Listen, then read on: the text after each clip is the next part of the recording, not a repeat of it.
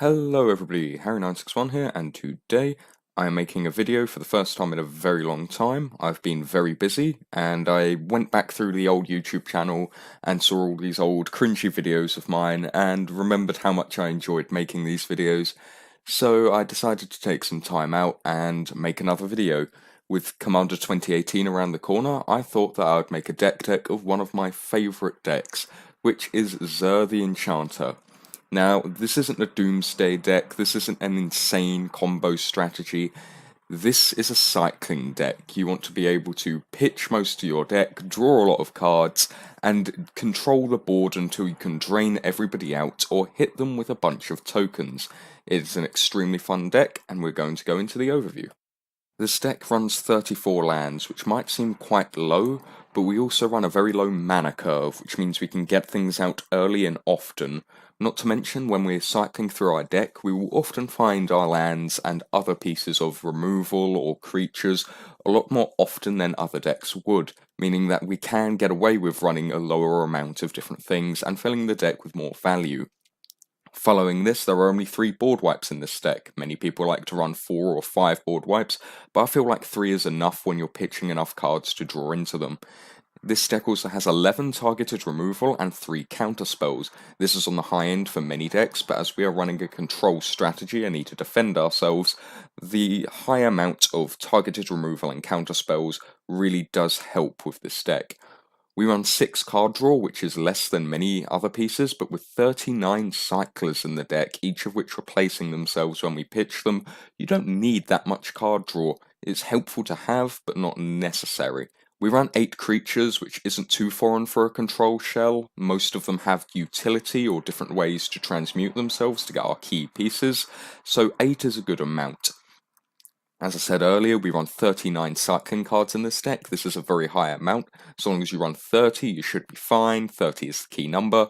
I like to run that little bit extra to keep the train going.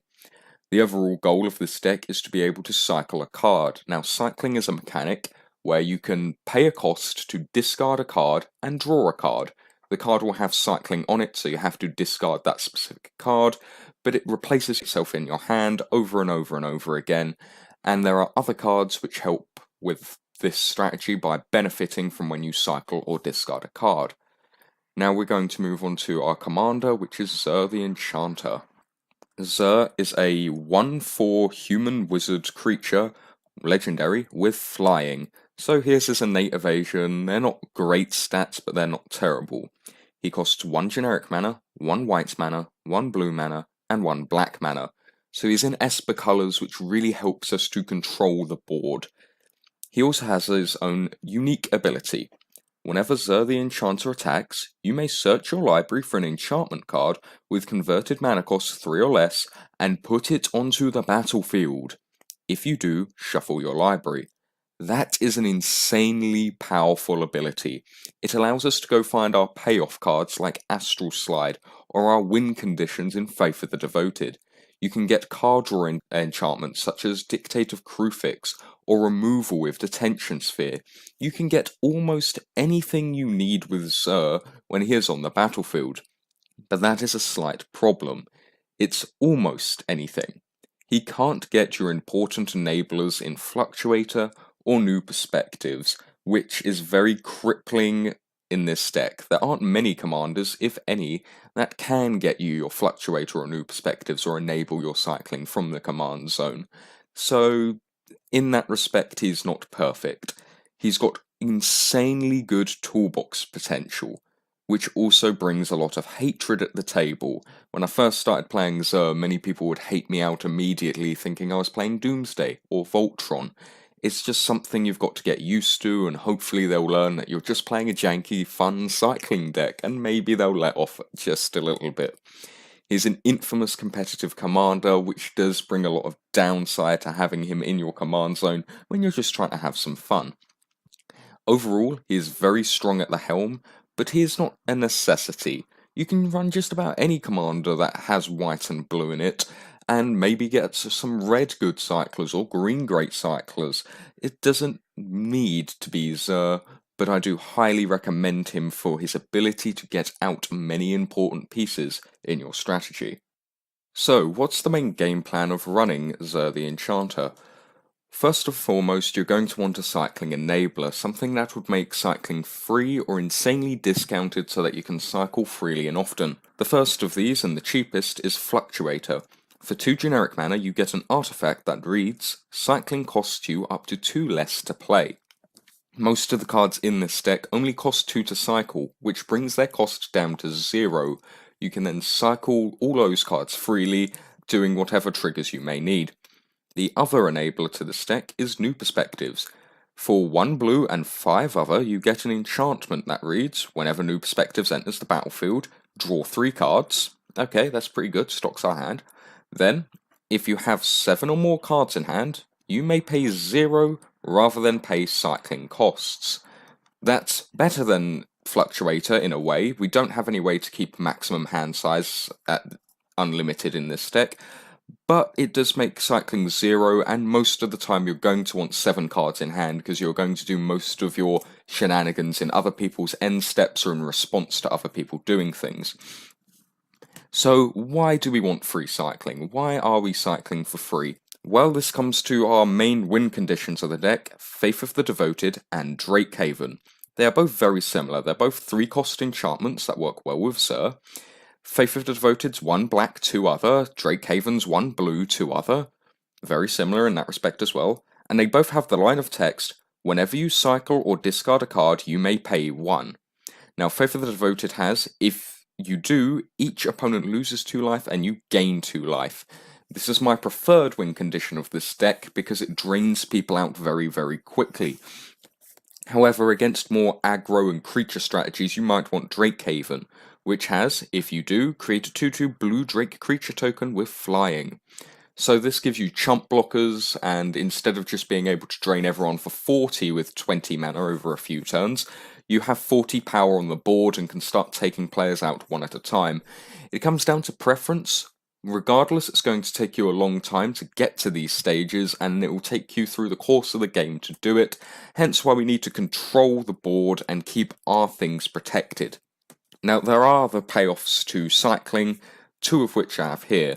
One is Astral Slide. Many people call this deck Astral Slide Zur because this card is just so good. It's a 3-cost enchantment, which works well with Zur, for 1 white and 2 other. Whenever a player, doesn't have to be you, cycles a card, you may remove target creature from the game. If you do, return that creature to play under its owner's control at the end of turn. So at the beginning of the next end step, the creature comes back, you can flicker it. This helps us to protect our own creatures. We only run 8 of them, so being able to protect your Zur is very, very important. But it also allows us to flicker creatures that are attacking us, which discourages people from attacking, because what's the point? You're usually going to have a cycler in hand when you have Astral Slide out. So long as you have it, people aren't going to want to attack you. If someone tries to remove it in response, you can cycle their creatures to stop them hitting you. It's also very political. If someone's mind-controlled or taken control of someone else's creature, you can return that creature back under that player's control. So you can say, I'll give you your creature back if. That's very strong and a very useful ability. The other payoff card is Abandoned Sarcophagus. For 3 generic mana, you get an artifact that reads, you may cast cards with cycling from your graveyard. If a card with cycling would be put into the graveyard from anywhere and it wasn't cycled, exile it instead. This gives your entire graveyard a flashback effect or a rebound effect. It allows you to use these higher cost removal cards and higher cost cyclers to be able to basically say, pay 1 extra mana, draw a card. That's very good. It replaces itself in your hand now. You're going to want to cycle more aggressively when you have Abandoned Sarcophagus, because you'll be able to cast those things from your graveyard. Your effective hand size and playability becomes huge, even though you don't have an unlimited hand size with this deck. It's a very strong card, and I highly recommend it. So that's the overall game plan for Zur the Enchanter, is to be able to cycle through your deck very quickly. There are other things that work well with Astral Slide, which are Archaeomancer, Auramancer, and Sun Titan. I won't read them all out, but they all have enter the battlefield abilities. Archaeomancer and Auramancer allow you to cycle a card, flicker them, return that card you cycled to hand, effectively netting you a card. Sun Titan brings the card to the battlefield that you've cycled, which can be very strong, and I've thrown a Panharmonicon in here because it's very funny to be able to do it twice, and if you're up against another cycling player using Astral Slide, it gets very, very silly very quickly, and it's hella fun. Moving on to talk about the individual cycling cards a bit more. This deck runs 13 cycling land cards. Now, for the most part, these lands are very meh.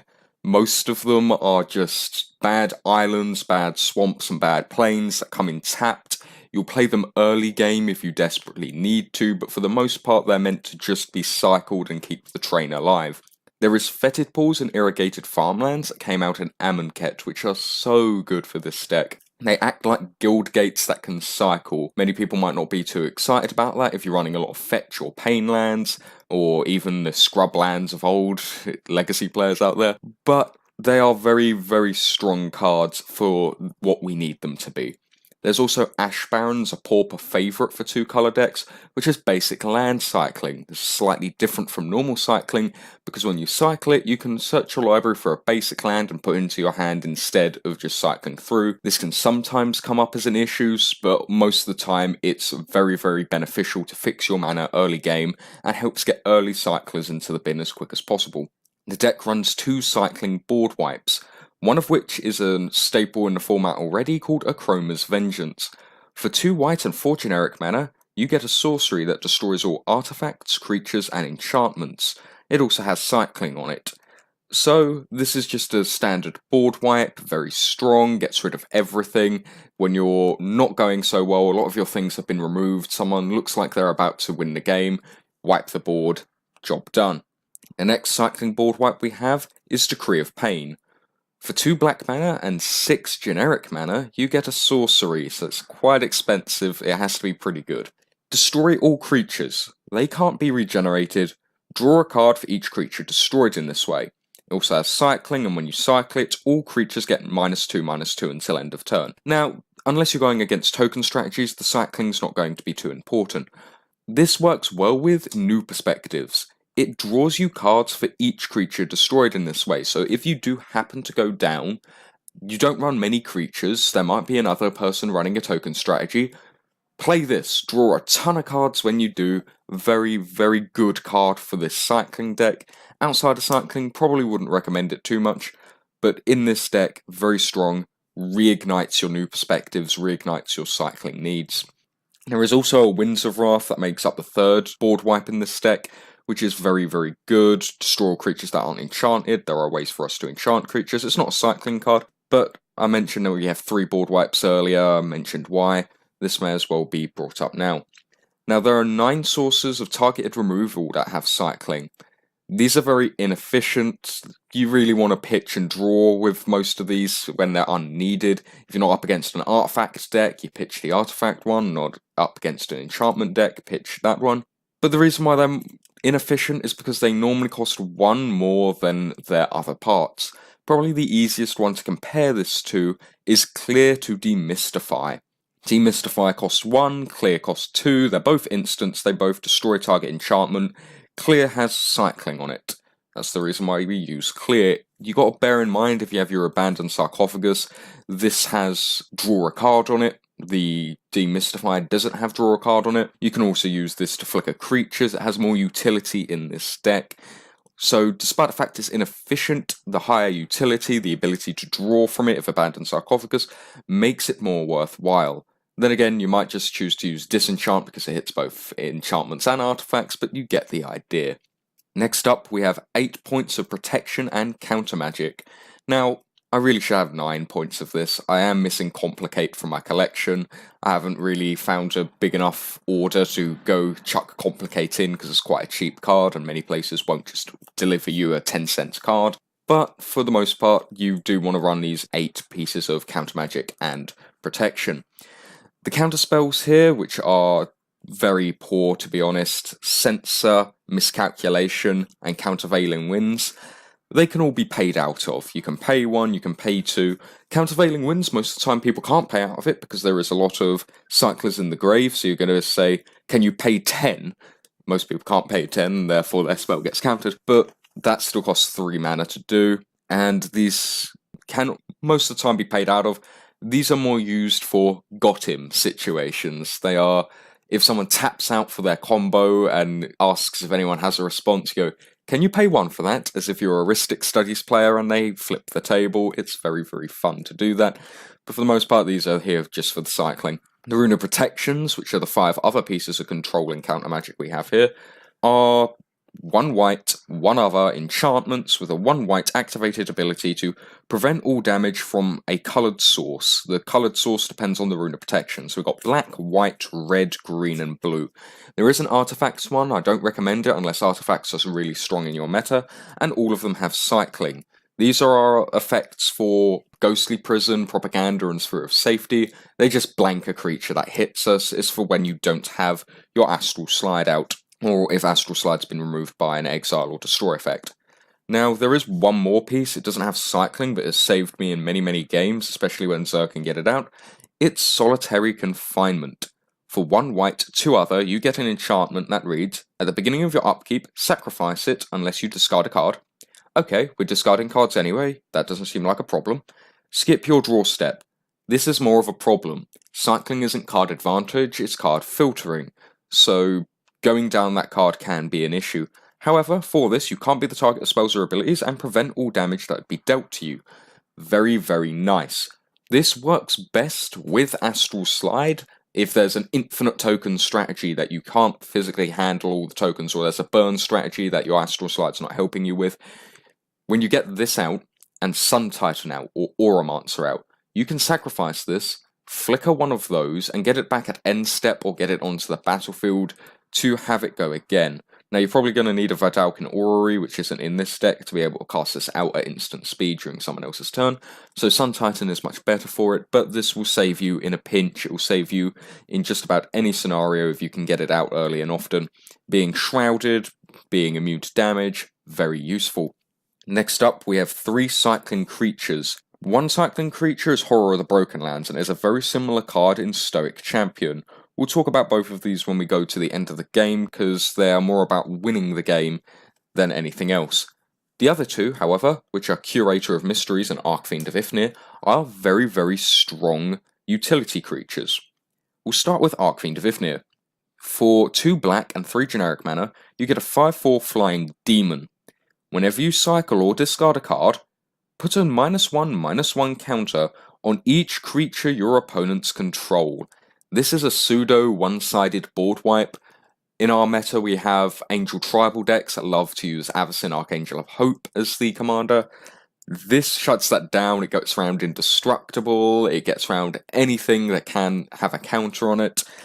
It's a pseudo one-sided board wipe, very strong, very good card, and it can cycle itself if you need to.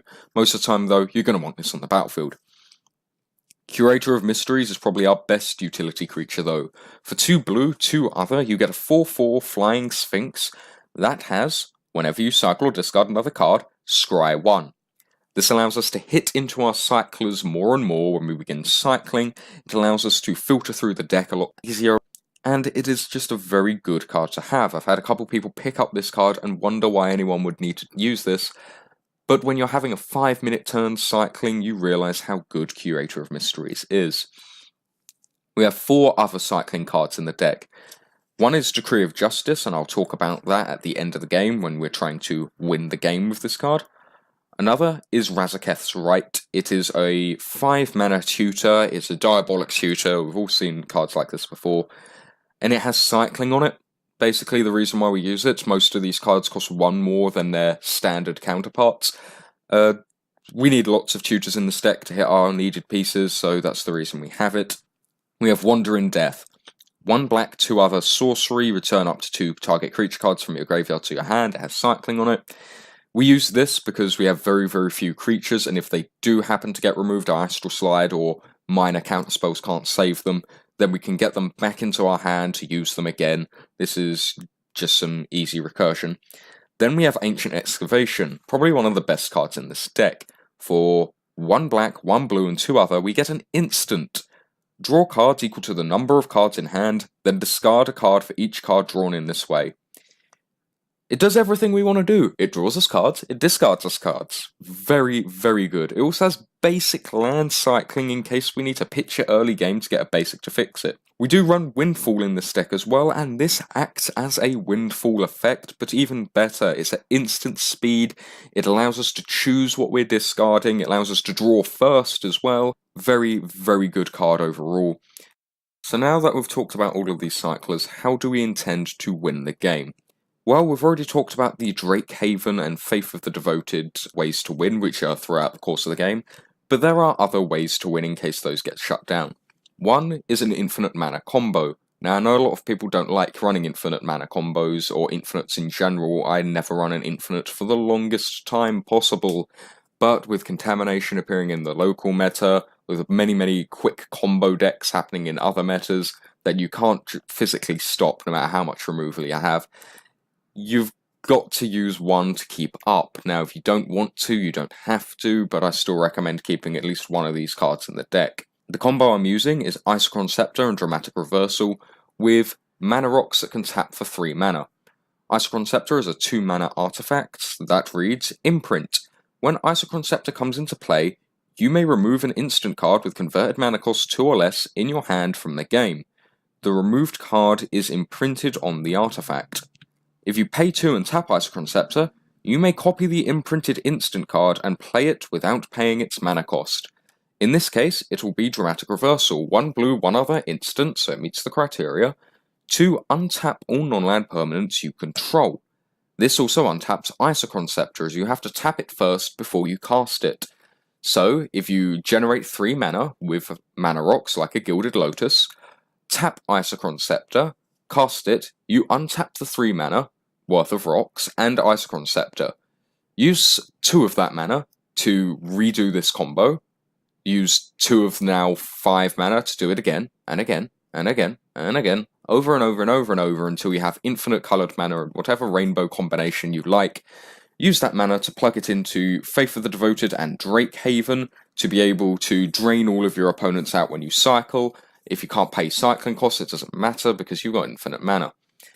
Now, I still recommend having Isochron Scepter in a deck. You just use Shadow of the Grave instead if you don't want to go infinite, which allows you to return all cards you've cycled at the end step to your hand, to cycle them again and generate massive card advantage for yourself. You might want to do this in a pinch even if you do have the infinite mana combo, or if you're against more casual players who don't run infinites, who just run aggressive strategies, and you want to have some fun instead of just infiniting everybody out.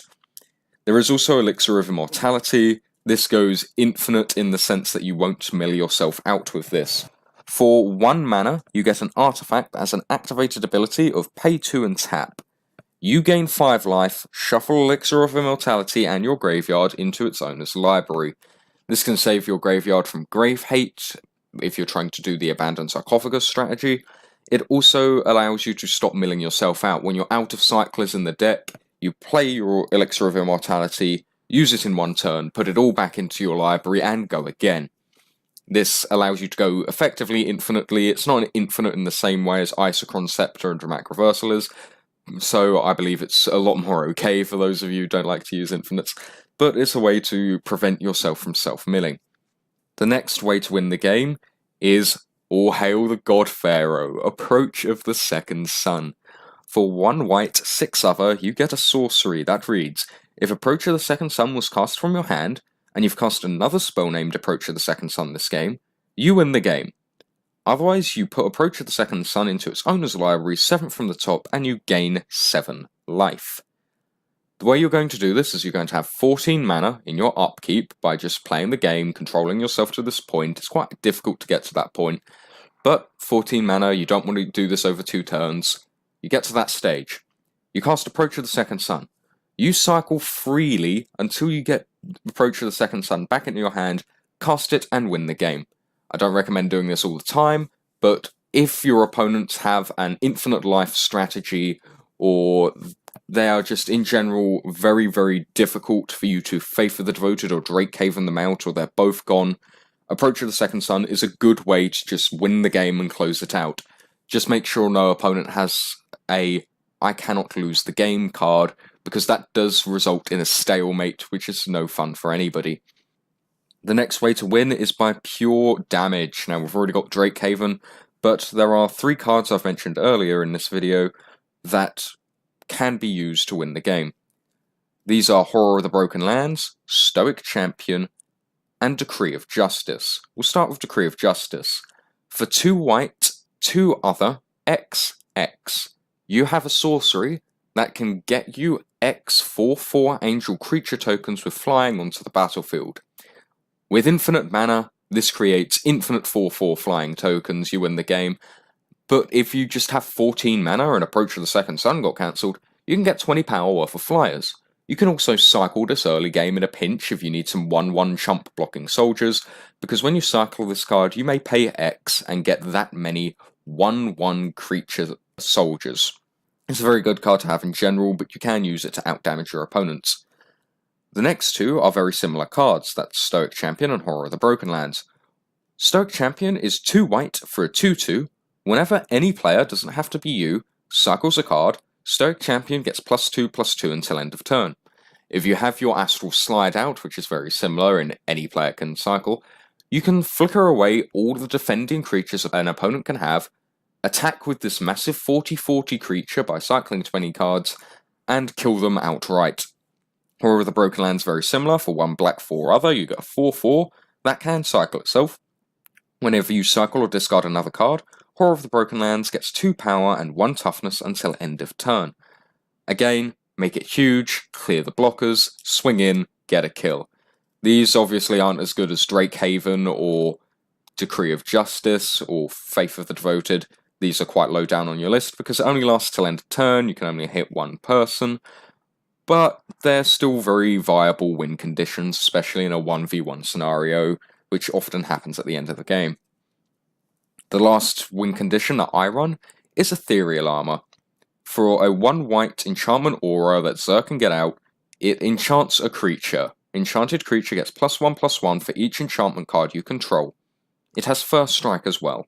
So, you enchant this onto Zur, swing in for commander damage, get to 21, use your minor counter spells to protect Zur, maybe you want a Diplomatic Immunity, I don't run this. This is just the very last win condition you could go for, the one where all the other win conditions are exhausted. I used to run this a lot more Voltron Zur, but then you dilute the Cyclers, it makes the deck worse in my opinion. So I've just thrown this in to make Zur survive combat a bit more, and hey, if you get an incidental commander damage kill, you get an incidental commander damage kill. There are other ways you can win with a cycling deck that do not include the ones I have personally in this deck. One such way is Mill. You may choose to use Sphinx's Tutelage, which is a 1 blue, 2 generic mana enchantment that reads, whenever you draw a card, target opponent puts the top 2 cards of his or her library into his or her graveyard. If those cards share a colour, repeat the process. This isn't so good against multicolour decks, but against monocolour decks, this absolutely destroys them. It also has an activated ability where you can pay 6 mana to draw a card, but you won't be doing that in a cycling deck. Every time you cycle, you mill someone for more, and with about 39 cyclers in the deck, you can easily mill one person out using Sphinx's Tutelage. Another possible win con is Voltron using Pheresis, Diplomatic Immunity, Battle Mastery. I won't name all the auras you can put on Zur. It has its own strategy, but you might decide to put a Voltron sub-package in. I personally don't, I've tried it before, I didn't think it was that effective, but you may decide otherwise if it's more suited to your local meta. Lastly, you can have a lockout deck. Now, there are already a load of stasis and hyper-competitive lock decks. I used to run Rule of Law, but I decided not to in the end because it's just unfun and evil, but you might decide to be that type of devil who really, really hates your community. If you are, we're going to tune it to be a bit more cycling-friendly. You might have Solemnity and Decree of Silence. Solemnity is a 1 white 2 other enchantment that basically reads players, enchantments, artifacts, lands, creatures, anything that's not a planeswalker really, can't have counters on it. Decree of Silence is a 2 blue mana, 6 generic mana, enchantment. That reads, whenever an opponent casts a spell, put a depletion counter on Decree of Silence, then counter that spell. When Decree of Silence has 3 depletion counters on it, sacrifice it. You can also cycle it to counter target spell, which is very useful. There isn't no cost to buy out of that one, so it's a very strong card. And you might just decide to include it anyway. I can't trust myself without putting Solemnity in though. The trick with these two is, if you have Decree of Silence and Solemnity is out, when it counters that spell an opponent has, you do not put a depletion counter on Decree of Silence, because you can't. Therefore, you just counter their spell, and the next spell they cast, and the next, and the next, and the next any of your opponents ever cast. You counter everything they ever do, they can't play a game of Magic anymore. That might sound like winning to you, that sounds like cruel barbarity to me, but that is your choice. Lastly, we are going to talk about upgrades. Now, I've already said Vidalcan Orrery, it's just a great card to have. Other obvious cards to add in are upgraded lands, tutors, artifact ramp. We won't go through all of the more expensive options you could do. That is for you to decide and your budget to go down. However, this deck could use a bit more card draw. I've mentioned that you don't need that much, and the card draw that we use isn't perfect, though it never gets removed for me because no one feels like it's worth removal, so maybe that's a plus side to having a budget card draw base, but you might want more. One card I'd definitely consider including is Muldrifter. Now, I do have Muldrifters, they're just currently occupying a Pauper deck, unfortunately. I might have to dismantle that deck just to get a Muldrifter for this. With your Panharmonicon and your Flicker effects from Astral Slide, you can draw so many cards off of a Muldrifter. You can stock your hand constantly, you'll never have an issue with your new perspectives. Muldrifter is a great card. It's a 1 blue, 4 other, flying 2/2 that draws you 2 cards when it enters the battlefield. You can evoke it for 1 blue, 2 other, which means when it enters the battlefield, sacrifice it after you do its effect. Now, in response to the evoke trigger, you can flicker it with Astral Slide, bring it back, draw 2 more cards, and it will stay around this time. Meaning at every end step, you draw 2 cards so long as you cycle a card. It's so good. Now, there are also Mystic Remora and Rhystic Study, which are great cards which tax your opponent and get you to draw a card if they don't want to pay that tax. Most of the time, Mystic Remora is not paid for, while Rhystic Study is paid for, and after a while they're destroyed on sight because they are such useful cards. And to Mystic Remora's Cumulative Upkeep, you can sacrifice it, Sun Titan Flicker, bring it back. Very good card. Both of them, they'll draw you a lot. It's up to you if you want to include them. I would strongly advise it, despite the fact I also like the group hug and friendly Dictate of Kruphix.